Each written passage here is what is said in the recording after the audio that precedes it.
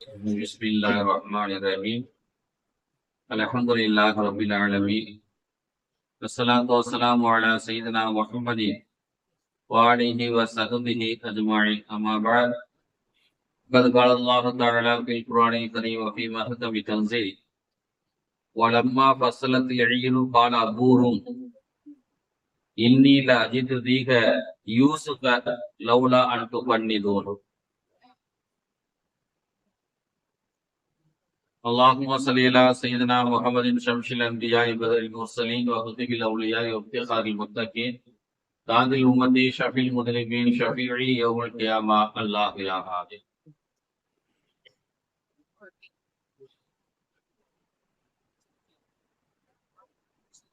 புகழனைத்தும் அல்லாஹ்வுடைய உரித்தானது. கண்மணி நாயகம் ரசூலுல்லாஹி ஸல்லல்லாஹு அலைஹி வஸல்லம் அவர்கள் மீதும் அவர்களுடைய குடும்பத்தார்கள் சஹாபாக்கள் இமாம்கள் தாபியங்கள் வழிமார்கள் மற்றும் இங்கே வருகை தந்திருக்கக்கூடிய நம் அனைவர் மீதும் அல்லாஹ்வின் புறத்திலிருந்து சாந்தியும் சமாதானமும் என்றென்றும் உண்டாகுமாறு. எல்லாம் அல்லாஹு ஜல்ல ஷானஹு தஆலா இன்றைய நாளில் தன் புறத்திலிருந்து இறக்கிக் கொண்டிருக்கக்கூடிய எல்லா வகையான பாக்கியங்களையும் நம் அனைவருக்கும் தந்துள்வானா. எல்லாம் அல்லாஹு ஜல்ல ஷானஹு தஆலா இன்றைய நாளில் தன் புறத்திலிருந்து இறக்கிக் கொண்டிருக்கக்கூடிய துர்பாக்கியங்கள் அனைத்திலிருந்தும் நம்மை நம்முடைய குடும்பத்தினரையும் பாதுகாத்துள்வானாக. வாழும் காலம் வரை லா இலாஹ இல்லல்லாஹ் முஹம்மது ரசூலுல்லாஹ் என்ற கலிமாவை பொழிந்து அதன் அடிப்படையிலே வாழ்ந்து அதை சொல்லியே வர்ணிக்கின்ற பாக்கியத்தினை வல்ல அல்லாஹ் தஆலா நம் அனைவருக்கும் தந்துள்வானாக. நமக்கும் நம்முடைய சந்ததியினருக்கும் மீண்டும் மீண்டும் ஹஜ் உம்ரா செய்யக்கூடிய நசீபை வல்ல அல்லாஹ் தஆலா தந்துள்வானாக. கண்மணி நாயகம் ரசூலுல்லாஹி ஸல்லல்லாஹு அலைஹி வஸல்லம் அவர்களை ஜியாரத் செய்கின்ற பாக்கியத்தினை அவருடைய ரவுலாவுக்கு அருகே நின்று சலாம் சொல்லி பதில் சலாம் பெறக்கூடிய பாக்கியத்தினை வரலாக நம் அனைவருக்கும் தந்துள்வானார். மீண்டும் மீண்டும் பைத்துல் முகத்தஸை ஜியாரத் செய்கின்ற பாக்கியத்தினை வரலாக நம் அனைவருக்கும் தந்துள்வானார். கணியத்திலும் பெரும் மதிப்பிற்கும் உரிய அல்லாஹ்வின் நல்லடியார்களே, அல்லாஹு ஜல்ல ஷானஹு தஆலா மனிதனுடைய உடல் உறுப்புகள்ல எந்த ஒரு உறுப்பும் தேவையில்லாத உறுப்பு என்று சொல்லுவதற்கு இல்லை. எல்லா உறுப்புகளுமே மனிதனுக்கு அத்தியாவசியமான உறுப்புகளாகவே இருக்கிறது. எல்லா பொருள்களுமே அல்லாஹ்வுடைய கட்டளைகள்ல அல்லாஹ்வுடைய படைப்பினங்கள்ல மிக அத்தியாவசியமான, அதுல மனிதனுக்கு அதை நுகரக்கூடிய சக்தி இருக்குதுங்களே, அது ரொம்ப ஒன்றும் அலாதியானது. அந்த நுகரக்கூடிய அந்த சக்தி மனிதனுக்கு மற்ற உயிரினங்களுக்கு எல்லாத்துக்குமே இருக்குது. அந்த வகையில நம்ம பார்த்தோம்னா திருக்குர்ஆன்ல அல்லாஹ் ஜல்ல ஷானஹு தஆலா ஒரு வரலாற்றை சொல்லும் பொழுது வலம்மா ஃபஸலத்தில் ஈரு கால அபூஹும் இன்னி லஅஜிது ரீஹ யூசுஃப லௌலா அன் துஃபன்னிதூன். யூசுப் அலைஹிஸ்ஸலாம், யாக்கூப் அலைஹிஸ்ஸலாம் அவருடைய வரலாறை குறித்து அல்லாஹ் குர்ஆன்ல பேசும் பொழுது சின்ன வயசுலயே யூசுப் அலைஹிஸ்ஸலாம் காணாம போயிட்டாங்க. ஒரு 10 வயசுல, சின்ன வயசு 10 வயசு குழந்தையா இருக்கும் போது யூசுப் அலைஹிஸ்ஸலாம் காணாம போயிட்டாங்க. யாக்கூப் அலைஹிஸ்ஸலாம் தகப்பனா ரொம்ப பரிதவிச்சு போயிட்டார், வருத்தப்பட்டார். மகனை காணாமன்னு சொல்லி ரொம்ப வருத்தப்பட்டார். ஒரு 50 வருடங்களுக்கு பிறகு, சுமார் ஒரு 50 வருடங்களுக்கு பிறகு யூசுப் அலைஹிஸ்ஸலாம் அவர்கள் எகிப்திலிருந்து அவங்களுடைய ஆடை, அவங்க அணிஞ்சிருந்த ஆடையை மட்டும் கொண்டு வரப்படுது. அவங்களுடைய சகோதரர்கள் அவருடைய ஆடையை மட்டும் எடுத்துட்டு வராங்க. அதுக்கு யாக்கூப் அலைஹிஸ்ஸலாம் அவங்க இருக்கக்கூடிய அந்த ஊரினுடைய நெருக்கத்துக்கு வரும் பொழுது யாக்கூப் அலைஹிஸ்ஸலாம் அவங்க தன்னுடைய மனைவி தன்னுடைய பேர பிள்ளைகள் சொல்றாங்க, இன்னில அஜிது ரீஹ யூசுப், நான் யூசுஃபுடைய வாடையை நான் நுகர்கிறேன், யூசுஃபு வருகிற வாசனையை நான் நுகர்றேன். லவ்லா அன் துஃபன்னிதூன், இப்படி நான் சொல்வதன் மூலமாக என்ன நீங்க பைத்தியம்னு சொல்லக்கூடாது என்று ஒரு வார்த்தையை அவர் சொல்கிறார். திருக்குர்ஆன் இது பேசுகிறார். யூசுப் அலைஹிஸ்ஸலாம் காணா போய் 50 வருஷம் ஆச்சு, மகன் காணா போய். ஆனா மகன் காணாம போயிட்டாங்க, 50 வருஷம் வேதனையிலேயே இருக்கிறார். எப்ப பார்த்தாலும் மகனை பத்தியே குழம்பி கொண்டு இருப்பார். வீட்டுல தினமும் பேசிக்கிட்டு இருப்பார் காணப்போன மகனை பத்தி. அதனால உண்மையிலுமே அவர் பக்கத்துல வந்துகிட்டு இருக்கிறாரு, அவருடைய வாடையை நான் நுகர்றேன், இதை நான் சொன்னா இந்த பைத்தியம் நீங்க சொல்லுவீங்க என்றும் அவர் சேர்த்து சொல்லுகிறார். இந்த வசனம் ஒரு வார்த்தையை நமக்கு ஒரு கருத்தை சொல்லி காட்டுது. நம்ம ஏதாவது ஒரு திருடு கொடுத்தாச்சு, ஒரு கொலை நடந்து போச்சுன்னாக்க ஒரு நாயை விட்டு யார் இங்க திருடுனா, யார் இங்க கொலை பண்ணா அப்படின்னு சொல்லி செக் பண்றாங்க. ஒரு நாயை விட்டு மோப்பம் பிடிக்குது. அது அப்படியே புரிஞ்சு கரெக்டான மனிதனை போய் கண்டுபிடிக்குது. அங்க 100 மனிதர்கள் அந்த கூட்டத்திலேயே இருந்தாலும் எவன் கொலை செஞ்சானோ எவன் திருடுனானோ அவனை போய் கரெக்டா மோந்து பார்க்குது. இவன் தான் திருடன், இவன் தான் கொலைகாரன் போய் நிக்குது. அப்ப இந்த நாய்க்கு தெரியுது 1000 மனிதர்கள் இருந்தாலும் குறிப்பிட்ட மனிதனுடைய வாடை என்னங்கிறது அவனுக்கு தெரிஞ்சிருந்த நாய். இந்த வசனம் நமக்கு ஒரு கருத்தை சொல்லுது. ஒவ்வொரு மனுஷனுக்கும் தனியா ஒரு ரேகை இருக்குது, கை ரேகை. ஒரு மனிதனை போல இன்னொரு மனிதனுக்கு இல்ல. அதே போல கண் ரேகைன்னு ஒண்ணு இருக்குது. ஒரு மனிதனுக்கு இருக்கக்கூடிய கண் ரேகையை போல வேற யாருக்கும் கண் ரேகை கிடையாது. கண் ரேகை எங்க எடுப்பாங்க? வெளிநாடுகளுக்கு போகும்போது ஏர்போர்ட்ல எடுப்பாங்க கண் ரேகையை. அது போலவே இன்னைக்கு நம்ம பார்த்தோம்னா ஒவ்வொரு மனிதனுக்கும் தனிப்பட்ட வாடை இருக்கிறது. இப்ப நம்ம இங்க 50 பேர் உட்கார்ந்து இருக்கிறோம், 50 பேர்த்துக்கும் தனித்தனி வாடைகள், வாசனைகள் இருக்கிறது. இது நமக்கு தெரிய மாட்டேங்குது. நம்ம பஸ்ல ஏறி நின்றோம்னாக்கா, எங்கேயாவது கூட்டத்துல போய் நின்றோம்னா எல்லாத்துக்கும் வேர்வை வாடை ஒன்னாதான் தெரியுது நமக்கு. ஆனா ஒவ்வொரு வேர்வை வாடையும் தனித்தனி வாடைகள் என்பதை திருக்குர்ஆன் நமக்கு சொல்லி காட்டுகிறது. நான் யூசுஃபுடைய வாடையை நான் நுகர்கிறேன். 2 நபிமார்களுடைய வாடைய நுகர்ந்ததாக வரலாறு நமக்கு சொல்லி காட்டு. 2 நபிமார்களுடைய வாடையை மட்டும்தான் உலக வரலாறு பேசுகிறது. மனுஷனுக்கு தனியா வாசனை இருக்கிறது. ஒண்ணு யூசுப் அலைஹிஸ்ஸலாமுடைய வாசனையை நான் நுகர்ந்தேன் சொல்லி ஹஸரத் யாக்கூப் அலைஹிஸ்ஸலாம் தாகமனார் சொல்லுகிறார். இன்னொரு மனிதருடைய வாசனை என்னன்னா, நபிகள் நாயகம் ரசூலுல்லாஹி ஸல்லல்லாஹு அலைஹி வஸல்லம் அவங்களுடைய மேனியிலிருந்து வரக்கூடிய ஒரு வாசனை. சஹாபாக்கள் சொல்லுவார்கள், அனஸ் ரலியல்லாஹு அன்ஹு அவங்க அறிவிக்கிறாங்க ஒரு ஹதீஸ்ல, மா ஷமம்து அம்பரன் கத்து வரா மிஸ்கன், நான் எந்த உயர்தரமான அம்பரையோ, அம்பர் என்கிற நறுமணத்தையோ, மிஸ்கி என்கிற கஸ்தூரியையோ நான் நுகர்ந்ததில்லை. அத்தியவு மின் ரீஹி ரசூலுல்லாஹி ஸல்லல்லாஹு அலைஹி வஸல்லம், ரசூலுல்லாஹி ஸல்லல்லாஹு அலைஹி வஸல்லம் அவருடைய மேனியிலிருந்து வெளிவருகிற அந்த வாசனையை விட உயர்ந்த ஒரு வாசனையை நான் நுகர்ந்ததே கிடையாது என்று ஹஸரத் அனஸ் ரலியல்லாஹு அன்ஹு அவங்க அறிவிக்கக்கூடிய ஒரு ஹதீஸ் புகாரி முஸ்லிம்ல பதிவு செய்யப்பட்டிருக்கிறது. உங்களுக்கு நல்லா புரியும். பெருமானார் ஸல்லல்லாஹு அலைஹி வஸல்லம் அவங்க மக்காவை விட்டு மதீனாவுக்கு ஹிஜ்ரத் செஞ்சு போகும் பொழுது ஹிரா கோகையில போய் 3 நாள் தங்கியிருந்தாங்க. சவுர் கோகையில போய் 3 நாள் தங்கியிருந்தாங்க. அத ஒரு மனிதர் மோப்பம் பிடிச்சுக்கிட்டே போய் ரசூலுல்லாஹி ஸல்லல்லாஹு அலைஹி வஸல்லம் அவங்களை நெருங்கிட்டார். ஒரு மனிதர் மோப்பம் 3 நாளைக்கு பிறகு ரசூலுல்லாஹி ஸல்லல்லாஹு அலைஹி வஸல்லம் அவங்க போனது ஒரு இரவுல, மறுநாள் பகல், அடுத்த நாள், அதுக்கு அடுத்த நாள், 3 நாள் கழிச்சு அந்த வாடையை நுகர்ந்து கொண்டே ரசூலுல்லாஹி ஸல்லல்லாஹு அலைஹி வஸல்லம் அவங்க தங்கியிருக்கக்கூடிய அந்த சவுர் குகையினுடைய வாசல்ல போய் நின்றுகிட்டு அவர் சொல்லுகிறார், நான் இதுவரைக்கும் வந்தது சரி, இனி ரசூலுல்லாஹ்வுடைய வாடையை என்னால நுகர முடியல. ஒண்ணு, இந்த இடத்துல ரசூலாக நீ இருக்கணும் அல்லது நான் இருக்கணும். ஆனா 2 பேருமே கிடையாது. ஆனா ரசூல் இங்கதான் இருக்கிறார், எங்கேயோ இருக்கிறார், நம்முடைய கண்களுக்கு அவர் தெரியவில்லை என்று சொன்னதாக புகாரி முஸ்லிம்ல ஒரு ஹதீஸ் பதிவு செய்யப்பட்டிருக்கிறது. இப்படி பெருமானார் ஸல்லல்லாஹு அலைஹி வஸல்லம் அவங்களுடைய அந்த வாடையை, ஹஜ்ரத் யூசுப் அலைஹிஸ்ஸலாம் அவங்களுடைய வாடையை திருக்குர்ஆனும் வரலாறும் நமக்கு சொல்லி காட்டுகிறது. உலகத்திலேயே இந்த வாசனை திரவியங்கள் அப்படிங்கறத நம்ம பார்க்கிறோம். வாசனைங்கிறது இஸ்லாத்துல மட்டும்தான் ஒரு ஆன்மீகத்தோடு பார்க்கப்படக்கூடிய ஒரு அம்சம். அத்தர் போட்டால் நன்மைன்னு சொல்லக்கூடிய மார்க்கம் இஸ்லாம் மட்டும்தான். வாசனை அடிச்சுக்கிட்டா உனக்கு நன்மை என்று சொல்லக்கூடிய மார்க்கம் இஸ்லாம் மட்டும்தான். வெள்ளிக்கிழமை அன்னைக்கு குளித்து விட்டு நல்ல ஆடைகளை அணிந்து கொண்டு உங்களிடத்தில் இருந்தால் மனம் பூசிக்கொண்டு நீங்க ஜும்மா தொழுகைக்கு போனால் கடந்த ஒரு வாரத்தினுடைய பாவங்கள் மன்னிக்கப்படும் என்று பெருமானார் ஸல்லல்லாஹு அலைஹி வஸல்லம் அவங்க சொல்லக்கூடிய ஒரு ஹதீஸ் முஸ்லிம்ல பதிவு செய்யப்பட்டிருக்கிறது, புகாரில பதிவு செய்யப்பட்டது. வாசனை பூசுனா உனக்கு நன்மை என்று சொல்லக்கூடிய ஒரே மார்க்கம் இஸ்லாம் தான். ஆனா இந்த வாசனை அப்படிங்கிறது எல்லா மதத்திலையுமே மார்க்கத்திலையுமே ஏதேனும் ஒரு இடத்துல பயன்படுத்திக்கிட்டு தான் இருக்கிறாங்க. அகல் பத்திகளை பயன்படுத்துறாங்க.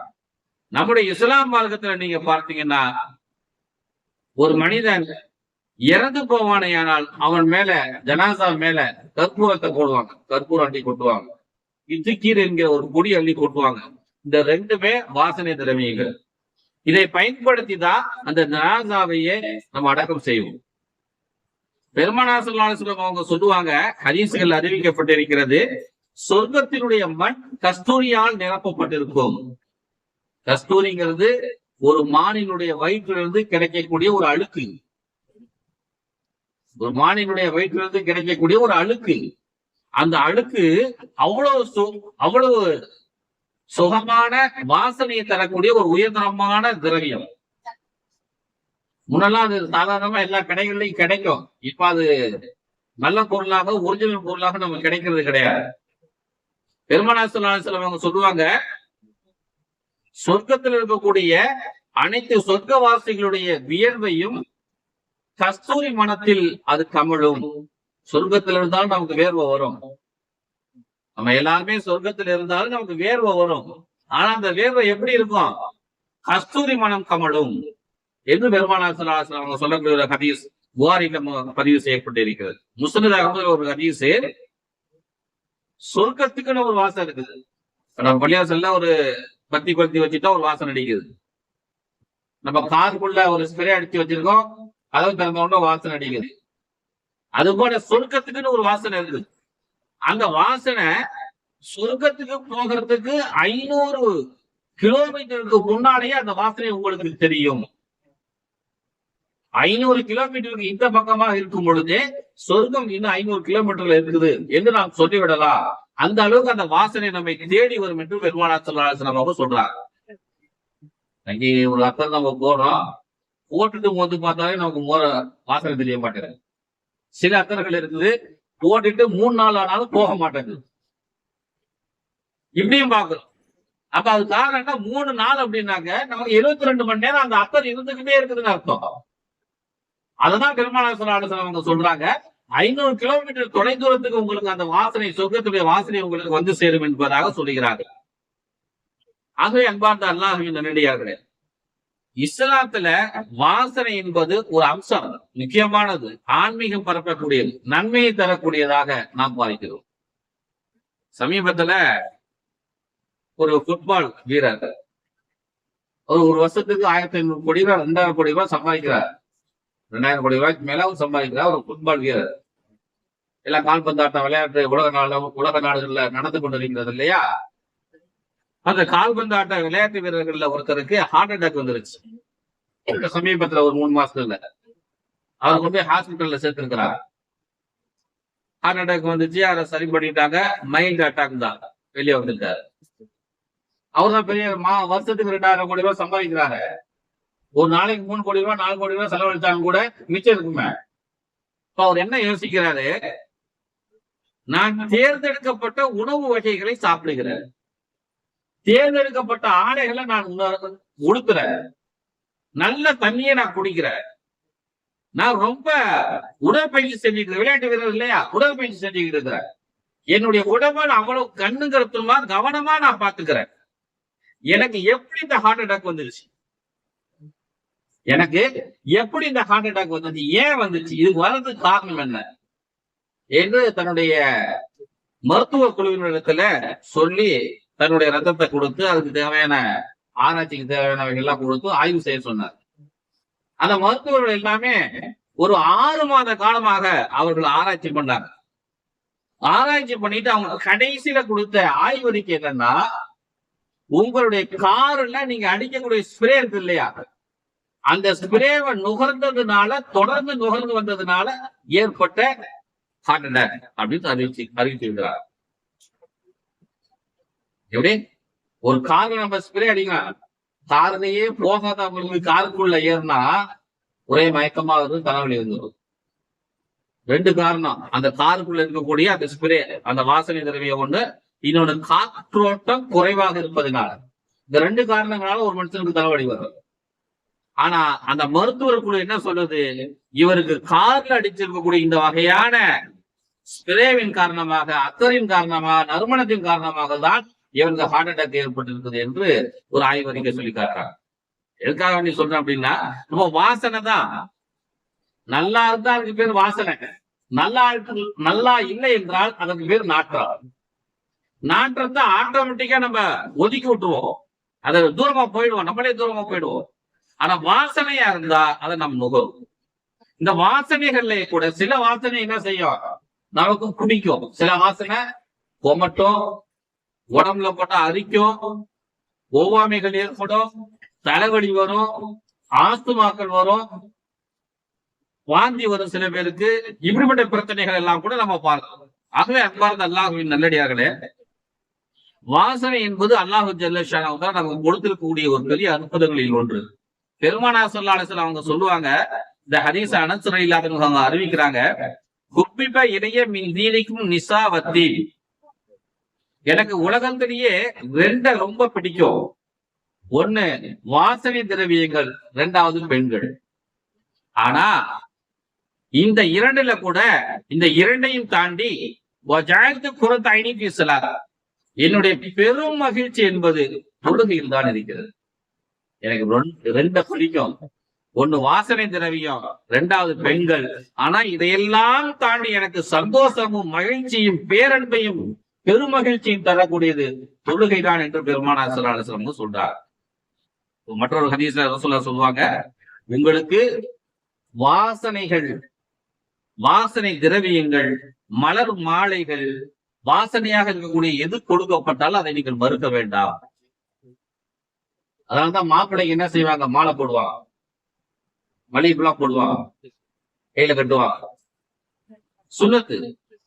ஏன்னா பெருமானார் ஸல்லல்லாஹு அலைஹி வஸல்லம் என்ன சொல்லிட்டாங்க, வாசனை திரவியங்களை மறுக்க வேண்டாம் என்று சொல்லிவிட்டாங்க. அதனால மாலை போடுவது, கல்யாணத்துல மாலை போடுவது நல்லதான்னு சொல்லி கேட்டா அது சுன்னத்து என்று நாம் சொல்லுவோம்.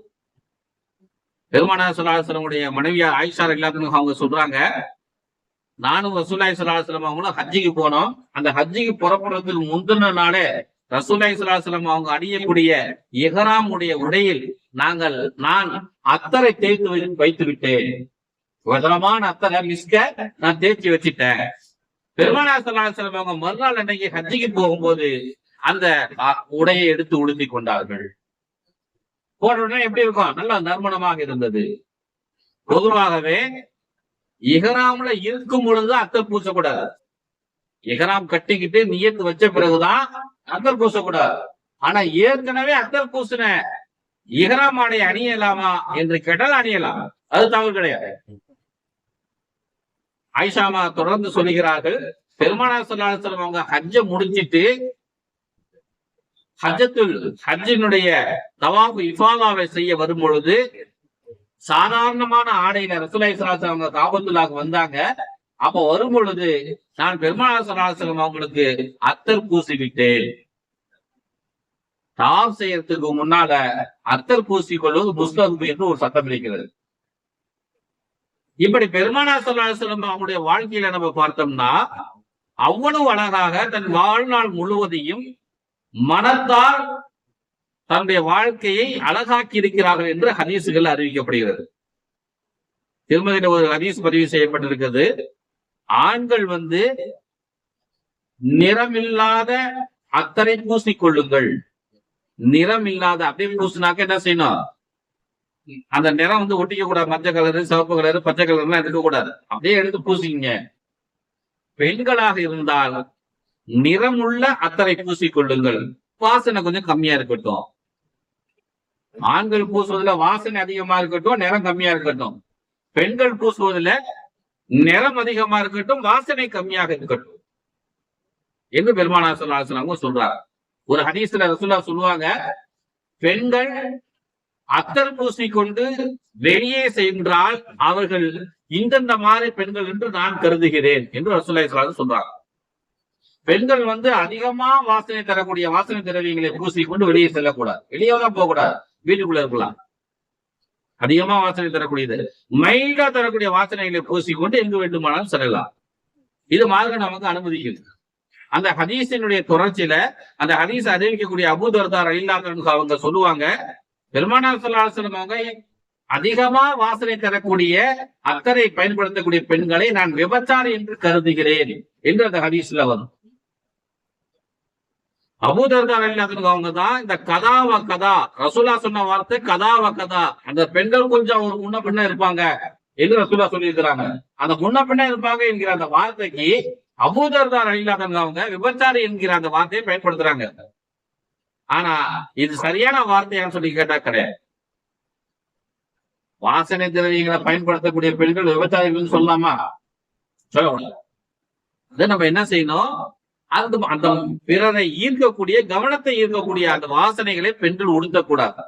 ஒரு சமயம் அப்படி உடுத்திக்கிட்டு போனா 4 பேர் என்ன பார்க்கணும், 4 பேர் இந்த வாசனை யாரா போட்டுட்டு போறான்னு திரும்பி பார்க்கணும் என்று நீ நினைத்து சென்றால் அப்ப நீ விபச்சாரி. அந்த சிந்தனையே வராம என்னுடைய உடையை நான் அழகுபடுத்திக் கொள்கிறேன், என்னுடைய ஆடையை நான் அழகுபடுத்திக் கொள்கிறேன், என் மீது இருந்து துர்மணங்கள் எதுவும் வரக்கூடாது என்பதற்காக நான் வாசனை திரவியங்களை பூசிக்கொள்கிறேன் என்கிற ஒரு சுண்ணத்தான விஷயமாக கருதி அதை பூசினால் அதற்கு நன்மை உண்டு என்பதாக பெருமானார் ஸல்லல்லாஹு அலைஹி வஸல்லம் அவர்கள் சொல்லி காட்டுகிறார்கள்.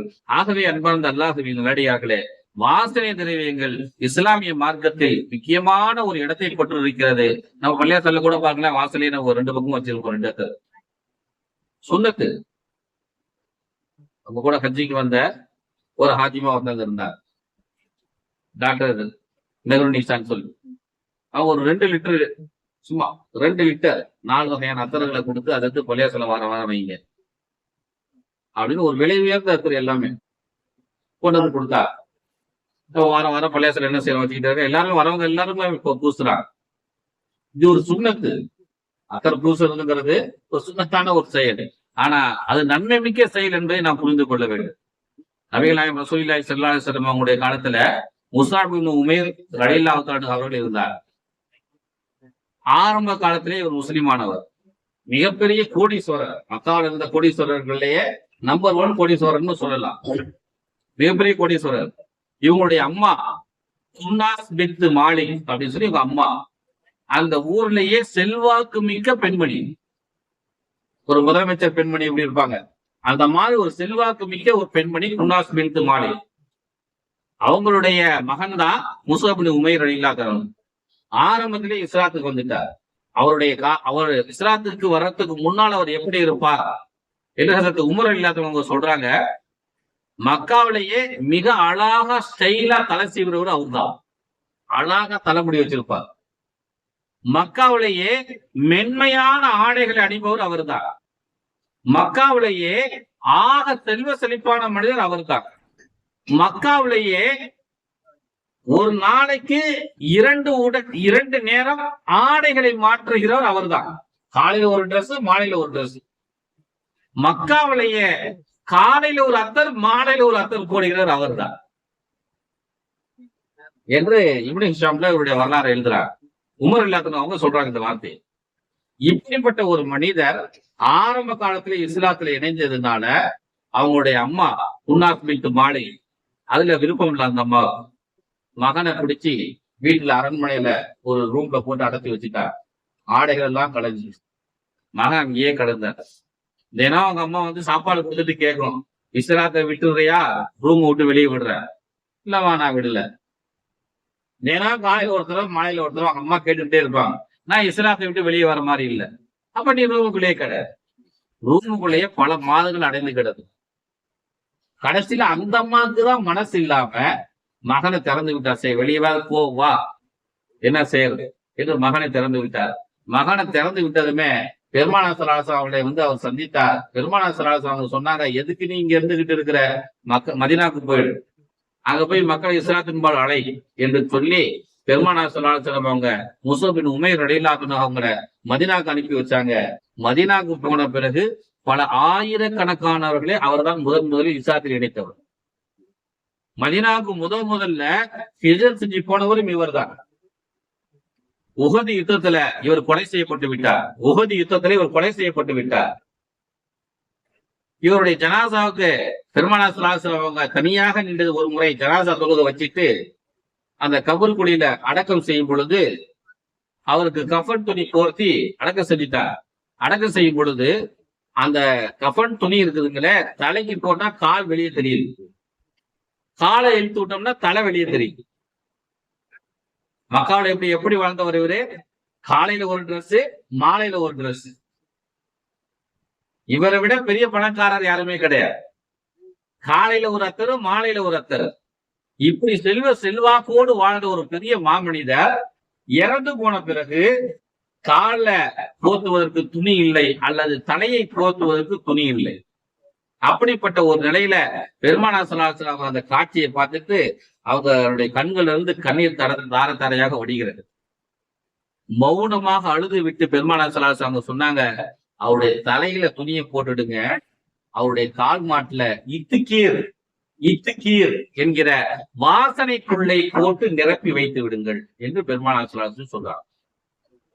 அதே போல வாசனை பொருட்களை அறுத்து கொண்டு வந்து காலை போட்டு மூடி அப்படி அந்த ஜனாசாவை அடக்கம் செய்யப்பட்டதாக ஹதீசுகள்ல நம்ம பார்க்க முடியுது. ஆகவே அன்பார்ந்த அல்லாஹ்வின் நல்லடியார்களே, வாசனை திரவியங்கள் என்பது இஸ்லாத்தினுடைய மார்க்கத்தில், ஆன்மீகத்தில் இஸ்லாத்தோடு இரண்டரை கலந்தது. வெள்ளிக்கிழமை அன்னைக்கு குளிச்சிட்டு நல்ல ட்ரெஸ் உடுத்திக்கிட்டு அத்தர் போட்டுக்கிட்டு வந்தா கடந்த வாரத்திலிருந்து இந்த வாரத்துடைய பாவங்கள் எல்லாம் மன்னிக்கப்படும் என்று பெருமானார் ஸல்லல்லாஹு அலைஹி வஸல்லம் சொல்றாங்க. பாவங்கள் மன்னிக்கப்படும் என்று சொல்லுகிற ஒரே மார்க்கம் இஸ்லாம் மட்டும்தான். அத்தர் போட்டுக்கிட்டா உனக்கு பாவம் மன்னிக்கப்படும், அத்தர் போட்டுக்கிட்டா நீ நல்லவனா இருப்ப. இன்னைக்கு இந்த அத்தர் போட்டுக்கொள்வது, அத்தரை உபயோகப்படுத்துவது சம்பந்தமாக ஒரு பெரிய ரிசர்ச் ஆய்வு நடந்து கொண்டே இருக்கிறது. ஒரு நல்ல குளிச்சிட்டு ட்ரெஸ் பண்ணிட்டு அத்தர் போட்டுக்கிட்டோம்னா அவர் ஒரு மகிழ்ச்சியாகவே இருப்பார், சந்தோஷமாகவே இருப்பார், டென்ஷன் ஆக மாட்டார், ஒரு மிதமான மனநிலையில இருப்பார். ஒரு அத்தர் எதுவுமே போடல, குளிக்கல, புது டிரெஸ்ஸுகள் போடல, இவர் மேல ஒரு துர்நாற்றம் வீசுகிறது என்றால் அவர் எப்பவுமே டென்ஷனாகவே இருப்பார் என்று ஆய்வுகள் சொல்லுகிறது. அதனாலதான் ரசூலுல்லாஹி ஸல்லல்லாஹு அலைஹி வஸல்லம் என்ன சொல்றாங்க, தினம் குளிச்சிட்டு நல்ல ட்ரெஸ்ஸை உடுத்திக்கிட்டு மனம் பூசிக்கொள், அது சந்தோஷத்தை தரும். மனம் பூசிக்கொள், அது உங்களுக்கு சந்தோஷத்தை தரும் என்று பெருமானார் ஸல்லல்லாஹு அலைஹி வஸல்லம் சொல்றாங்க. 2024 மட்டும் உலக அளவுல 6 லட்சம் கோடி ரூபாய்க்கு அத்தர் வித்துருக்கு. 6 லட்சம் கோடி. 2025 7 லட்சம் கோடி ரூபாய்க்கு வித்துருக்கு. 2027 இதனுடைய அளவை கூட்ட வேண்டும் என்பதற்காக வேண்டி 8.25 லட்சம் ரூபாய்க்கு விற்பனையாகும் என்று கணிக்கப்படுகிறது. ஆகவே அன்பார்ந்த அல்லாஹ்வின் நல்லடியார்களே, வாசனை திரவியங்கள் மனிதனுடைய அத்தியாவசியங்களில் ஒன்றாக இருக்கிறது. இந்தியாவில மட்டும் ஒரு வருஷத்துல 11,000 கோடி ரூபாய்க்கு விற்பனை ஆகுது. நம்ம நினைக்கிறோம் நம்ம 30 ரூபாய்க்கு அத்தர் வாங்குறோம். எப்படி 30 ரூபாய்க்கு அத்தர் வாங்குறோம், 40 ரூபாய்க்கு அத்தர் வாங்குறோம், 50 ரூபாய்க்கு அத்தர் வாங்குறோம். ஆனா இந்த அத்தர்கள் 2 வகையான அத்தர்கள் இருக்கு. ஒண்ணு இயற்கையான அத்தர், அம்பர் அப்படின்னு ஒரு அத்தர் இருக்கு. அம்பருங்கிறது கடல்ல இந்த திமிங்கல மீன் இருக்கு இல்லையா, அதனுடைய வாயிலிருந்து வரக்கூடிய ஒரு வகையான வாந்தி. அந்த வாந்தி கடல்ல மிதக்கும், அதை கொண்டுட்டு வந்து போட்டு என்ன செய்வாங்க, அதை ஒரு உயர்தரமான அத்தரா மாத்துறாங்க. அதே போல இந்த கஸ்தூரி மான், மிஸ்கு என்று சொல்லுவார்கள், கஸ்தூரி என்று சொல்லுவார்கள், அதனுடைய உடல்ல சேரக்கூடிய ஒரு வகையான அழுகு, அதுவும் இதே போலதான். இது இயற்கையானவைகள். அதே போல கிராம்பு, பட்டை, ஏலக்காய், நம்ம புதினா, மல்லி, கருவேப்பிலை, இந்த மாதிரி வாசனை இயற்கையான பொருள்கள்ல வருது இல்லையா, இதனையெல்லாம் எடுத்து ரோஜா பூ, இதனையெல்லாம் எடுத்து தயாரிக்கக்கூடிய இயற்கையான அத்தர்களும் இருக்குது. இன்னொரு பக்கம் செயற்கையான அத்தர்கள் முழுக்க முழுக்க கெமிக்கல்ல இருந்து உருவாகும். ஆனா கெமிக்கல்ல இருந்து உருவானாலும் கூட இத பெட்ரோலிய எண்ணெய்களில் இருந்தும் தேங்காய் எண்ணெய்களையும் கலந்து இந்த கெமிக்கல்களையும் கலந்து ஒரு வகையான வாசனைகளை உருவாக்குகிறார்கள். அதனால அது என்ன ஆகுதுன்னா நுகர்வதற்கு நல்லா இருக்கு. ஆனா சில வகை அத்தர்கள் என்ன ஆகும், கெமிக்கல் இருந்து உருவாக்கப்படும் பொழுது சில உபாதைகள், தலைவலி, ஆஸ்துமா போன்ற பிரச்சனைகளும் ஏற்படுத்தும். வாங்குறவங்களுக்கு தெரியும், தொடர்ந்து வாங்குறவங்களுக்கு எனக்கு இது பிடிக்கும், இது எனக்கு பிடிக்காதும்பாங்க. இல்ல தொடர்ந்து நான் இதுதான் பயன்படுத்திட்டு வரேன், இதுதான் எனக்கு வேணும்பாங்க. ஆகவே அன்பார்ந்த அல்லாஹ்வின் நல்லடியார்களே, நாம பயன்படுத்தக்கூடிய அத்தரிலும் கூட நன்மை இருக்கிறது என்று சொல்லி மார்க்கம் நமக்கு சொல்லி காட்டுகிறது. எல்லாம் வல்ல அல்லாஹு ஜல்ல ஷானஹு தஆலா இந்த உலகத்தில் நாம் மனமிக்கவர்களாக வாழ்ந்து மறுமையிலும் கூட மனமிக்கவர்களாக வாழ்வதற்கு அல்லாஹ் அருள் செய்வாராக. ஆமீன். வாசில் தான் அல்ஹம்துலில்லாஹி ரப்பில் ஆலமீன்.